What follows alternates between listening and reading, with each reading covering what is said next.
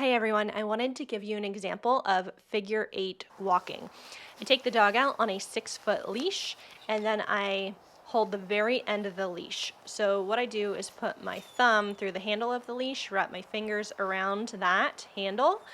You can use one hand or two hands to anchor it to your body, probably depending on the size of your dog and how much they pull you. And then I anchor that hand to my body. The reason I want to anchor that hand to my body is then the leash length does not change. This dog has a 6-foot leash length, and because my hand is anchored to my body at the very end of the leash length, the dog has 6 feet, and I'm not like fussing with the leash length. Just give the dog the full length of leash, and then stick to the pattern. Walk the figure 8s. So this dog often pulls hard on the leash and then she will like stop and refuse to walk forward on the leash. She doesn't check in or pay attention to her human very often. We want to develop some more human-centered behavior with her leash walking skills. So you stick to the pattern until you notice that the dog is walking really nicely. When the dog starts walking really nicely, then you can head off straight. If the dog then stops walking nicely, you can start the figure 8 pattern again. So here, like, she wanted to stop, but I kept walking.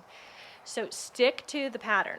Now coming up here, a car is going to drive by the house, and the car really like stimulates or provokes her.